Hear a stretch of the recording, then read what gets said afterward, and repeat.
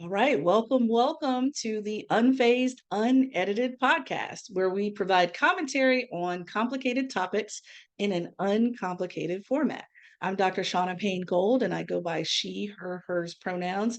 And I have Dr. Lisa with me. How are you doing, my friend?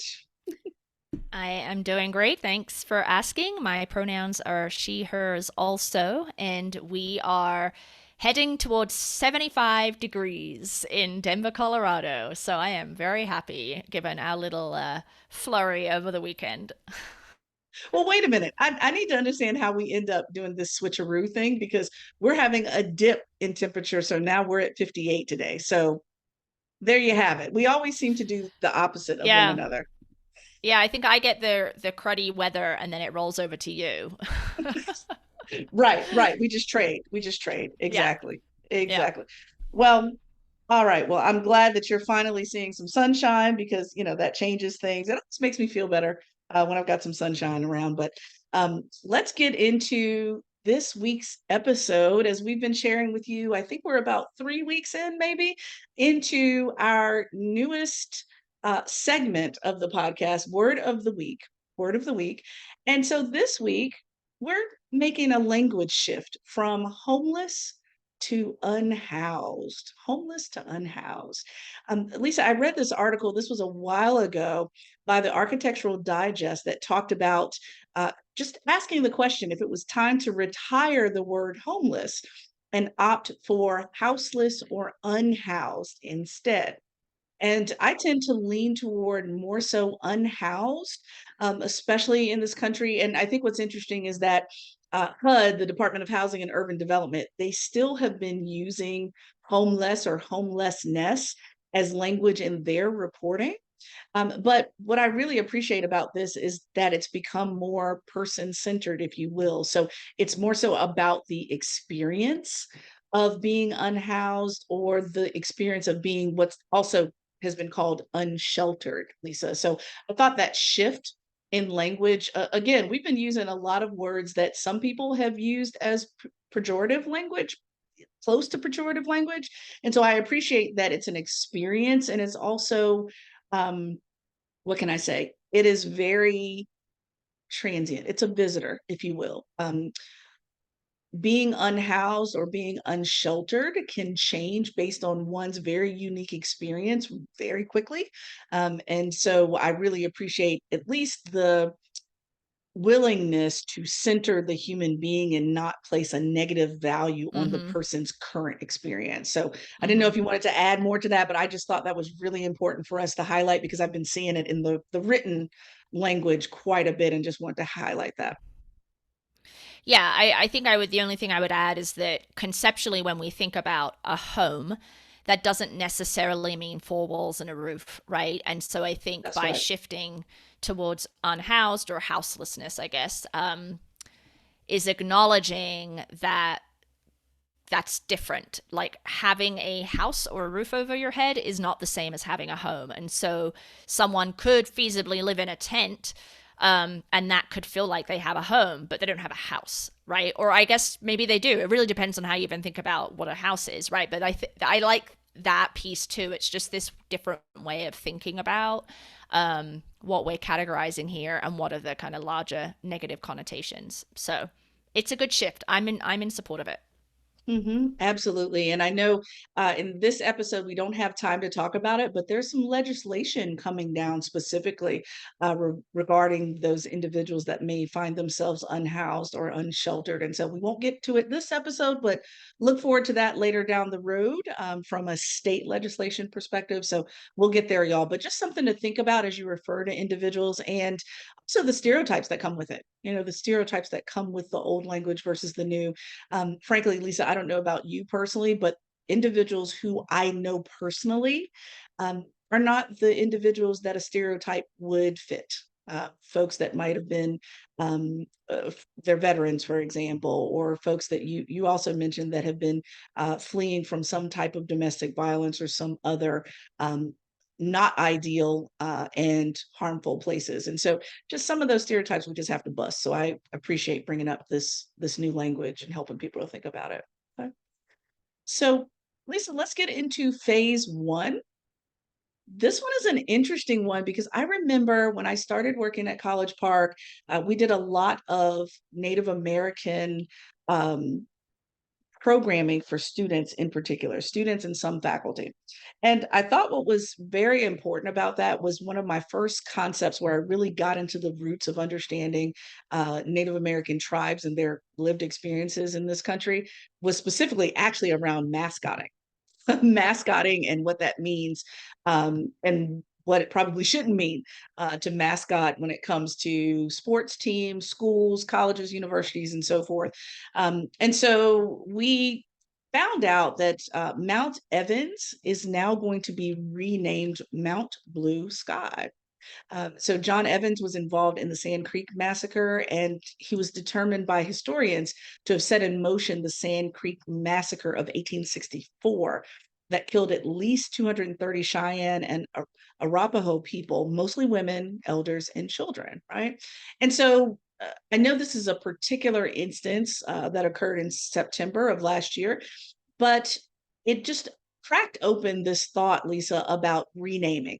And I've witnessed a lot of that, whether it's the mascotting piece of renaming a sports team, a college or university, renaming a road or a street. Lisa, I remember you were in shock and awe when I told you that Jefferson Davis Highway still runs through my home state of Virginia. You're like, wait, what?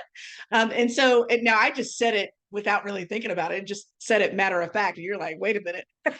And so, given that, I just think it's something to think about, Lisa, in regards to when we have aha moments where we find the need to make name changes and what does that process look like, and also the inevitable resistance that comes up when we decide to rename or name anything in regards to someone that we currently perceive as a group, a hero, a anything, an organization, anything that deserves the regard of such a name. So interesting concept here Yeah. with this renaming.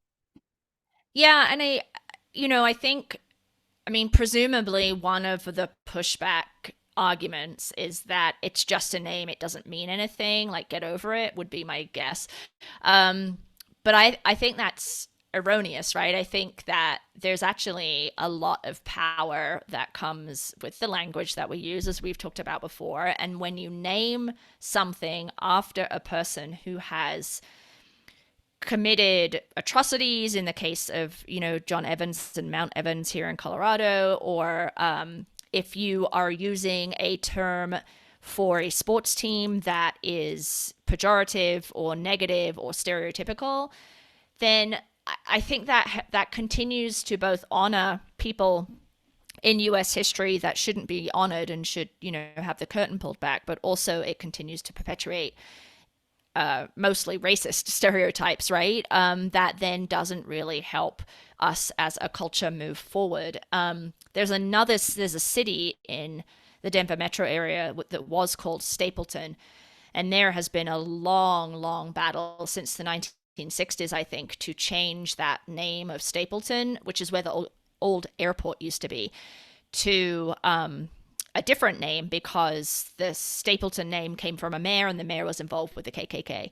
So that did just happen in the last like 3 years. So it's now called Central Park, I believe. But if that started in the 60s, then that took 60 years to get that shifted. And it gained steam Wow. after the murder of George Floyd, and the kind of mainstream emergence of the Black Lives Matter movement was where it really got the final push over the line. But I know that there were tons and tons of people in opposition to that because, people don't understand Stapleton as being named after this mayor, and people don't know that this mayor was involved in the KKK. And it's just, like all of the culture and the tradition. It's been called Stapleton for a really long time. Like, what are we upending when we're doing that? Whereas the people who advocated for the change obviously are saying that we don't want this place that we live in to be steeped in the name and behaviors of this person that did some really shitty things, right? And I know there are examples about that all over the country, I imagine. But didn't something just happen related to the Department of the Interior and the secretary renaming a number of locations throughout the US that had you That's that right. had the word squaw in them, I think. Yeah, that's right. That's right. And so, with that, I think, you know, that was interesting because we have uh, the first Native American Secretary of the Interior that pushes for this. And so, I think what's important is that, again, where does that, we just talked about wokeness, y'all, in the last episode. When people do awaken to the challenges of names on anything and how it is tainted, sometimes heavily tainted, do we want to be associated with that level of imperfection, right? You had me, thinking about the uh, Deb Holland, I believe is how her last name is pronounced, where the word squab, which is definitely pejorative, how that's been removed from federal lands, which makes complete sense. And then also, too, the first thing that I thought about with that as well is around, what about those characters that we don't have agreement upon whether they were mostly good or mostly bad? So, with that, countless schools, buildings that were stripped of the name Cosby, for example, and the complicated background. I wish I could remember the name of that movie that I saw that talked about the complexity of it. We'll drop a link. But it talked about the complexity of the good that Cosby had through his show and how so many people were shaped by that experience. Yet at the same time, we can't negate some of the more recent uh, challenges in his lifestyle at the time, the way he has harmed people, women, lots of different folks. And so I just think what is so interesting is that, at what tipping point do we decide that the name no longer holds the value that it once did? Whether it's something that we already always knew. So me as a Virginian, I can say this quite clearly: we're known as the mother of presidents, if you will, because I think we had eight presidents that were born in the state of Virginia, several of which were slaveholders. So when I go through Virginia, I still can't go anywhere without knowing about them and have many things named after them. Should, the extremist would be like, well, how do we strip names from those things while also realizing that they're braided into the foundation of this country, like the first three presidents of the fourth, all of them, because it's almost not possible to completely remove those individuals and their building up of the country with our lived experience. So I can't see people just taking Jefferson off of stuff, taking a bunch of people off of things. It would not happen. So my question is a question that we might not be able to answer: is what's the tipping point to determine that this person's name does not hold the positive weight and value that it once did? And now we have to make some changes. Yeah, that's interesting. So there's things, places, monuments that are named after people where it's no secret that they have done heinous things, right? And then there's that same Absolutely. situation, but with individuals whose heinous behavior is only newly understood, right? So, I mean, you're making me think of the Sacklers, right? The family behind the OxyContin and the essentially opioid crisis, and how they had donated millions and millions of dollars, and there were tons and tons of like libraries and art galleries and various bits and pieces named after them. And I think one by one, the Sackler name has been removed. There may still be some, but yeah, the PR for a museum or a medical school that had their name just got so bad, that they essentially removed the Sackler name, and that's a similar situation to the Cosby example that you gave, right? Where the pressure probably built to the degree that it was not something that they could withstand, regardless of the donations that Cosby's or Sacklers had made. Right, right. But that's not always going to be the case. right? There are Mm-mm, going to be mm-mm. institutions that decide differently. And then, as you said, you've still got Jefferson Davis Highway and you still have Lynchburg, right? I Oh, mean, of like, course. there's, you know, it's just, yeah, it's interesting. And then whose voice is loudest related to the name change, That's it. and who, Mm-hmm. what is the motivation there, right? Mm-hmm. So, Mm-hmm. Yeah. mhm. I'll Lisa, I will see if at the very least we can use a photo that really exemplifies this. So in Richmond, Virginia, for example, there is a of course the capital, the former capital of the Confederacy. There's Monument Avenue there. I've run a race there, I've run a 10K there, I've run a couple things there, and it's like this cobbled road, 4 lanes, right? And every few blocks, there was at least bronze statues, and each statue was, in my opinion, and probably in your opinion from the history, a villain of this country as it stands. Jeb Stuart, which also had a high school named after it, Jefferson Davis, Stonewall Jackson, a bunch of Robert E. Lee. Come on now, Robert E. Lee, and that's why it's called Monument Avenue. And so, my good friend and sorority sister, her daughter is a ballerina, which that has its own thing. She's there's very few Black ballerinas that are really highlighted in the world other than Misty. But she and her one of her friends that's also a ballerina took this gorgeous picture in front of the statue that had lots of graffiti around it saying "in racism" and all kinds of things, to the point of saying, I know we're not going into monuments because that's a whole nother podcast, but again, they've been there for a long ass time, Lisa. It's not like they just put those statues up and then people said, "Oh, we don't like it." It's, again, that aha moment following George Floyd's murder where people were like, "Wait a minute, think about this thing. I drive past these monuments every day to go to work. Maybe we need to rethink this, Richmond." And many examples of those awakenings that say, "Oh, we don't want to be affiliated with those names, at least anymore," which I appreciate. So, Yeah. Yeah. I think there's a lot to think about here. And it's, yeah, this affects, as you said, many different realms of life, from sports to mhm. education to museums and the arts, right? So, certainly something to pay attention to.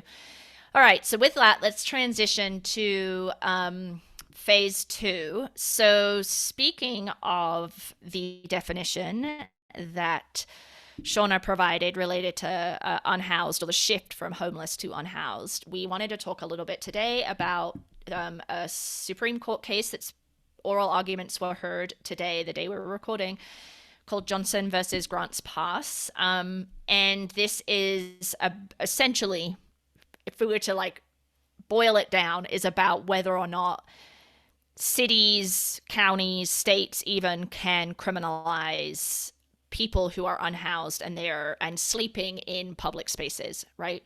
So a little bit of the background to this. So there was a case out of Boise, Idaho, and I don't know the details of that case, but what I know is that the Ninth Circuit, which is the appeals court that covers Idaho and Oregon, found that it was a violation of the Eighth Amendment, which is cruel and unusual punishment, to criminalize individuals who are sleeping outside in public spaces. Because in this scenario where there is not a shelter bed for them to go to, right? So they are, I think the term that is used is involuntarily unhoused, right? So I am unhoused. There are no shelters in my community, or there are no beds available in the shelters in my community, and therefore I am left with no other choice but to sleep outside in a public area, right? So that behavior had been criminalized by a local ordinance in Boise, Idaho. It was overturned by the Ninth Court of Appeals. Fast forward, that case didn't get taken up by the Supreme Court, but there's a new case in Grants Pass, Oregon, where the city basically created a similar type of ordinance that criminalized sleeping outside. Grants Pass, Oregon is a more conservative city. It's on the eastern, it's more east in Oregon. And it has one shelter, and that one shelter is a religiously affiliated shelter, and it requires people to attend religious ceremonies. It requires people to work. It has some other requirements, including, I think you're not able to bring a pet in there. So there's some pieces that make it not a desirable shelter for a lot of people to go to.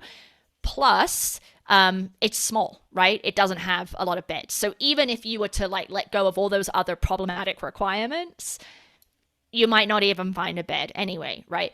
So anyway, so that ordinance got sued, went all the way back up to the Ninth Circuit Court of Appeals. They overturned it. Cruel and unusual punishment can't criminalize being unhoused when there's nowhere to go. That gets appealed up to the Supreme Court. The Supreme Court takes a case. That's what's being heard today. So essentially, the question, is whether or not cities can fine or criminalize folks who are unhoused, who are involuntarily unhoused. So when there is nowhere for them to go. So some of the questions, I guess, that are important to understand here is what happens if a person chooses not to go to a shelter? So there is a shelter bed available, but for whatever reason, they don't want to go to a shelter. So let's say that shelter is not inclusive of trans people. It is unsafe because of threats of sexual assault, because you are a youth, because you can't bring your pet with you. Like there could be a whole host of reasons why you would choose not to go into the shelter. Like what happens there, right? Can you then hold that person to a criminal citation because they are choosing not to go to the shelter, right? So they're no longer involuntarily unhoused. And the other piece, right, is in what way does fining or criminalizing person who doesn't have a house solving the root problem of I'm like trying to think about how to of houselessness in the United States, right? When we know that the root of that is violence, mental health, mental illness, a lack of resources for mental illness, young people being kicked out of their home because they identify as LGBT, right? Significant portion of people who are on the streets are families because they're fleeing violence. They are young people who are really vulnerable and at risk of sexual violence, right?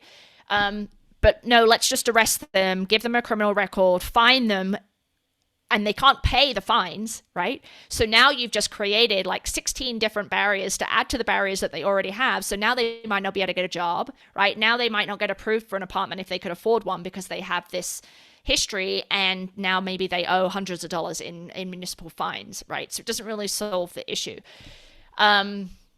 So that's happening right now at the Supreme Court and is probably the biggest case related to managing and supporting the unhoused population in the United States at a time when the number of people who are unhoused has just grown exponentially because rents are too high, right? Like housing is unaffordable. There's not enough affordable housing. Attempts to build affordable housing in communities are faced with people who are not in my backyard. NIMBY is the acronym there. We don't want that here, right? So it's just this insurmountable issue. And to your point, Shaunna, when you were making the definition at the start of the show, the way we think about people who are unhoused is steeped in problematic and erroneous stereotype, right? That they're choosing to be there. They're lazy. They don't want to work. They're drug addicts. They're XYZ, and it's their fault. It's their fault that they're having to live in these public places, right? Yeah. Yeah. And yeah. they're yeah. unsafe people, and that's just Yeah. not the reality. No, it's not at all. And when I heard about this going to SCOTUS, it struck a chord quite a bit because someone extremely close to me, I'll give you the general scenario, and then this probably will course correct a lot of stereotypes that people may be thinking that are listening to this right now. So this person is very close to me, served in 4 tours in the US Army, 9 years, 4 tours, which is a lot, 2 of which were in Iraq, 2 of which were in combat specifically. Later came out of the military, did not get even 25, I think 25% of disability benefits, even after being clearly diagnosed with PTSD, right? So didn't get a lot of benefits there. So the VA wasn't going to cover a lot. Was sleeping on park benches for a couple of years because of the ostracism of the mental health piece of the military. Spent some time as a boxer, which then, Lisa, this is going to trip you out. Golden gloves, boxers, so forth, to make a living for themselves.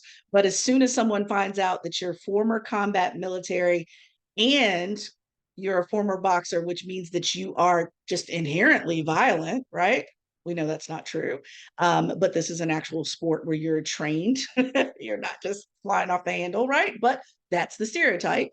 So now, former military, dangerous from a mental health perspective, dangerous from a physical perspective, cannot afford rent, especially here on the East Coast in the DMV area. I mean, even without those challenges, housing here is extremely expensive, right?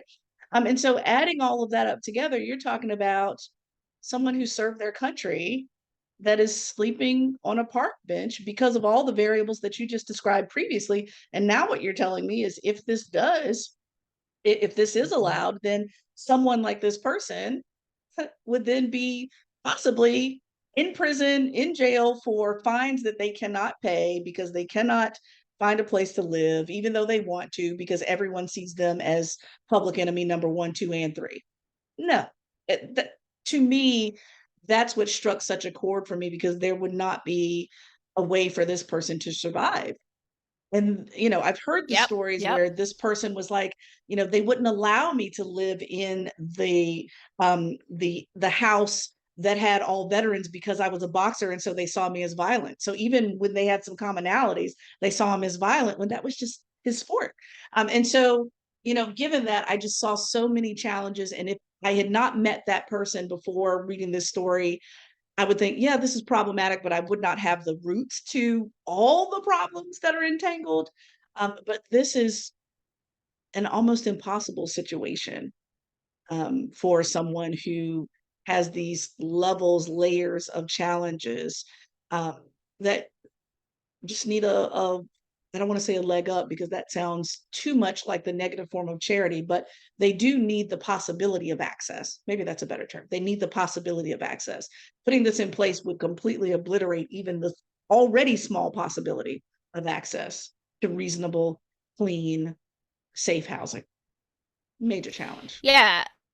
Yeah, I mean, veterans are a huge group of people who are unhoused. I mean, it's pretty shitty, right?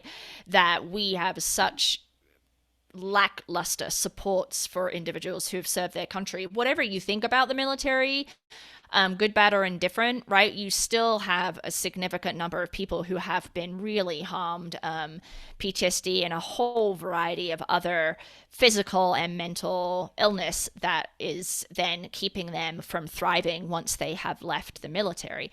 And for me, this just feels like this tension between we don't want our city to look bad visually, so let's visually sweep away the unhoused, right? And put them in jails or move them on to the next city. And it does absolutely jack shit for the core part of the problem. And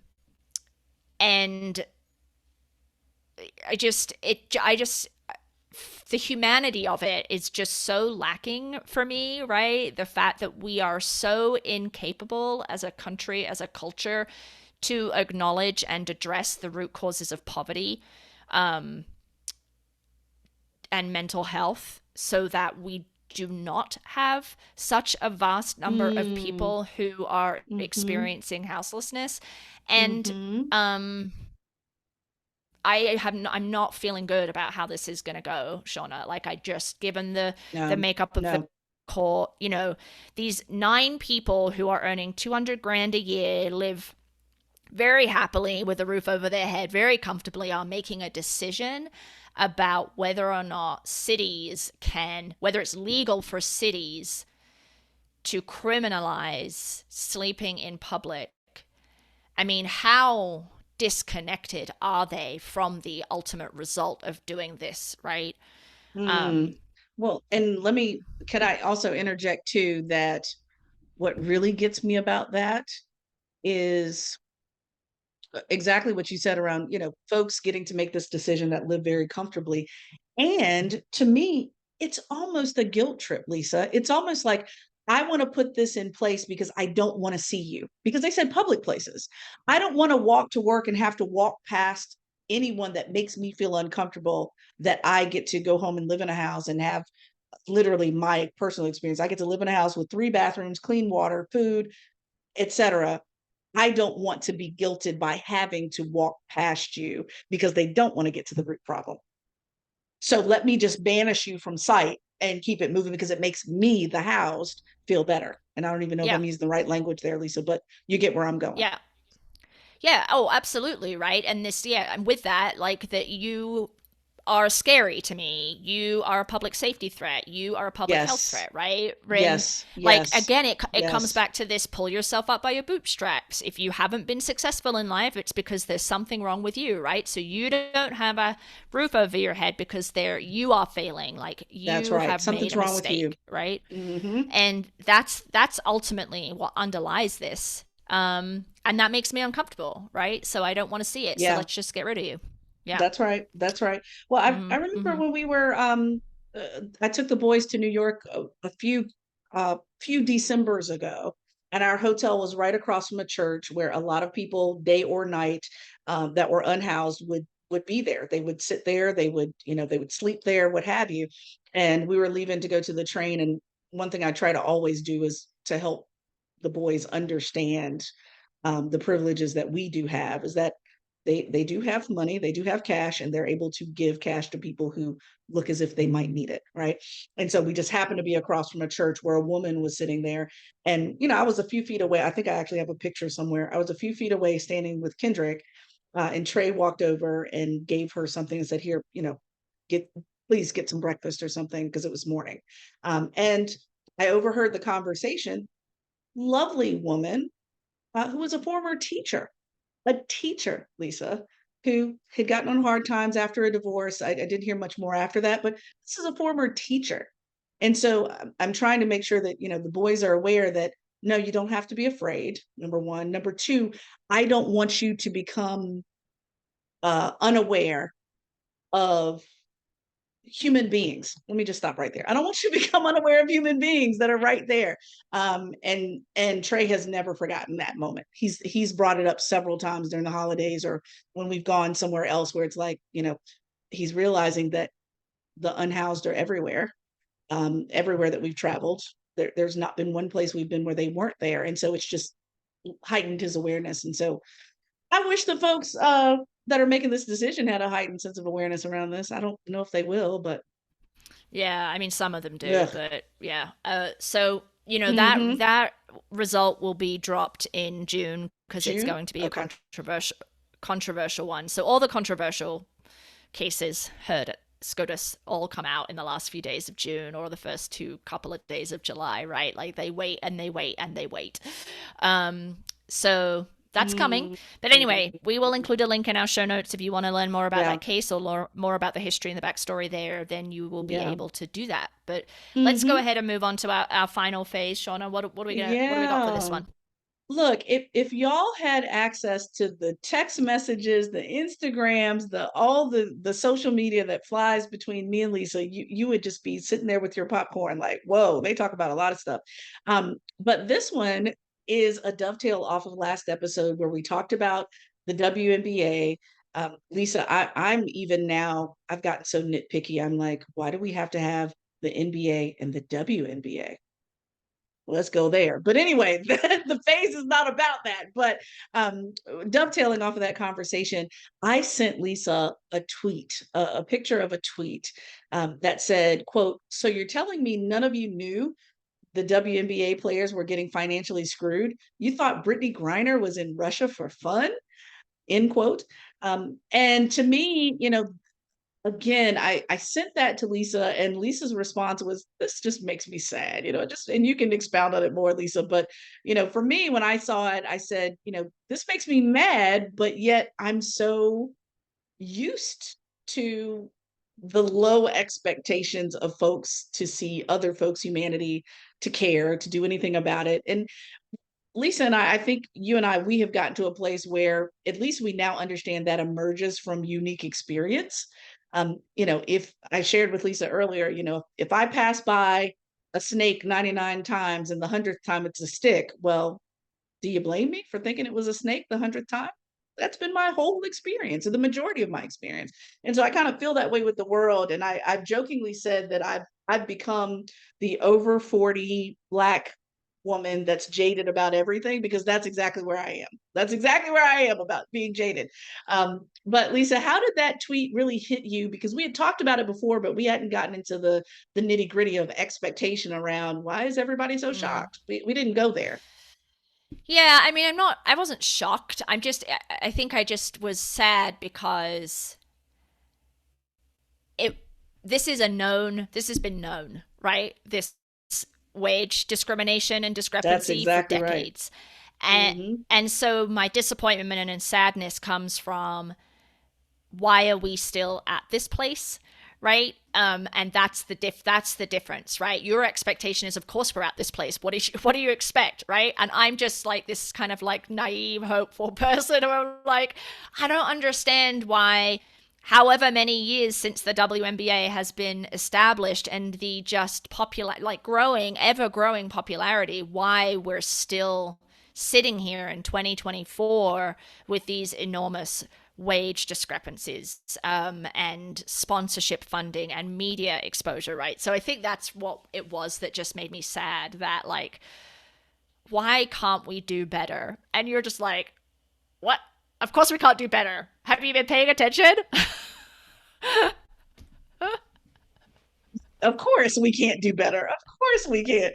Well, and but I think you know, I think what's really crucial is that, you know, I always want people to be held accountable, yet at the same time, when that accountability doesn't happen, when the outcome that we equally hope for doesn't happen, then I'm like, I don't get to exercise this opportunity to be hopeful about the outcome, because it just literally has not been the experience of the past. Like, thinking about stuff like, very recent stuff that's happened, things that we thought would never be touched that got flipped, right? So whether it's Roe v. Wade, or whether it's affirmative action, or we could go down the laundry list of things that we thought, finally people worked for decades to make, some of the giants in social justice work to make these things happen, and they are sacred. They will never be touched. And then more recently, now they've been touched, they've been flipped. Some of them, people want to make sure they are long lost memories. And now it's like, are we shocked that the Crown Act didn't pass in certain states? Are we shocked that? And so I think the it's kind of like the percentage flip, Lisa, where the hope is still there, but the expectation of reality, I'm not going to be surprised, because it's too far a fall to make, Lisa. Like, if I was crushed every time something didn't go the way of women, of Black folks, of, pick all the groups I'm responsible for, if if I was crushed every time something didn't work out, then I would not have even remotely near the resilience that you need to have to keep fighting the good fight. And I'm not saying that I don't have low days either. I do. But, Lisa, think about, we talked about it before on this podcast, people that have had, you know, decades of experience in DEI work, when usually the average lifetime in DEI work is somewhere between 3 and 7 years. You won't make it 6 months if you have a crash every time something doesn't go our way, because we have many more defeats than victories in this work. It just, you know? Yeah. Yeah. And I think, as a white person, I think this really just illuminates to me the ways in which different groups, based on their social identities and kind of the history of treatment, have access to hope, right? So we all have access to be hopeful, but the degree to which I or someone else buys into hopefulness is shaped by all of our intersecting identities, right? So I am generally, I mean, this is an example of discrimination against cisgender women, right, in the WNBA. So I suppose in that sense, I don't know. I have conflicting feelings about my hopefulness there. But like, when it comes to race, I have not experienced the same perpetual, repeated disappointment around issues that are associated with my racial identity, right? So therefore, I'm hopeful that people will make the right choice, right? Because that's the right thing to do. Whereas you're like, well, I have 40 plus years on this earth where they have not made the right choice when it has come to racial identity issues or policies or practice or law, right? So you're not accessing hopefulness in the same way because your life experience has been very different to mine. And so I think that is Mm-hmm. something that I Mm-hmm. have been thinking a little bit more about, especially since our conversation around like my capacity to access hope and be hopeful that people will do the right thing is a privilege that's tied to my whiteness, right? It's not as tied to my womanhood, but it's definitely tied to my Mm-hmm. whiteness, right? Mm-hmm. Mm-hmm. Absolutely. Well, and it's making me think, Lisa, and I hadn't thought about it until just now, where Robin Kelly coined this concept of the freedom dream or freedom dreaming, which basically just simply means that you have the cognitive ability to envision or imagine this collective and individual liberation. So thinking about what's that utopia, what's the opposite of the animal farm? Like what is okay if everything went the way that we as radically inclusive people wanted, what would that look like? And so we're in the fight, but we still can't see what it looks like. And that's what I'm always trying to work towards, even in my 40 plus Black woman jadedness. I'm still trying to say, but wait a minute, Shaunna, you're still in the fight. Don't lose sight of what you're in the fight for, because you might get to the finish line and don't recognize it. Right. So it's kind of like, Lisa, you and I both have gone to Boston before. You've run it, I have not, but I've been there and been in the middle of it. And you and I both know what the Boston Marathon finish line looks like when you're in the race, and also on the average day when it just cuts across the street. It's faded, it's hard to see. At night, you can barely even see it. And then you're like, damn, I just drove over the Boston Marathon finish and didn't even know it. This is a historical site. I don't want to become that person that's looking at the Boston Marathon finish at night when the paint is faded and nobody's updated it. I want to have a vision. And so, please don't feel as if the privilege of hope is the only struggle here. The struggle also too is for both of us to keep, like, I need a little more of your thought and you need a little more of my thought at the same time. I would think it's like, okay, Lisa can take a little bit of my pragmatism, but I need to keep the freedom dreaming that Lisa has, and we both help each other do it, right? Because if not, then you forget what you were in the fight for. That's not good either.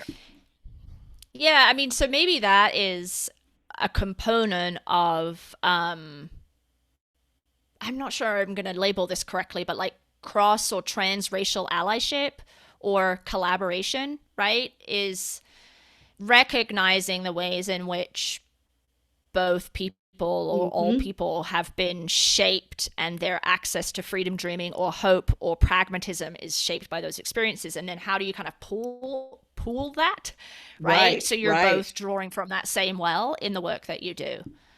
Yeah, Yeah, that's interesting. absolutely. Absolutely. I agree. I agree. So, look, Lisa, it sounds like we covered a lot of distance in these three phases. Um, and they'll probably have a lot of links to all the things that we connected to. Like Freedom Dreaming has its own book, y'all. I mean, a lot of stuff that we drop, we don't want to just leave you hanging with no background to. So we'll certainly drop some links here. But Lisa, let me tell folks how to reach us before we log off here. Um, Please don't forget to find us and follow us on YouTube under Unfazed Unedited. We're on Apple Podcasts. We're on Spotify. Lisa, we got to remind ourselves to check the numbers to make sure we're growing. I haven't looked at those for a while. Um, Instagram, we're there. LinkedIn, we're there under Unfazed Pod. And then, of course, if you have a question or a topic, or going back to our word of the week, if you have a word that you would like defined and explained a bit, email us at info@unfazedpodcast.com. And you can find everything referring to the podcast at unfazedpodcast.com. You can share, like, subscribe, leave a review, especially Apple, Spotify. Leave a review. Share us with your friends and coworkers or anyone that is in this phase of your life. And so, Lisa, until next time. Until next time.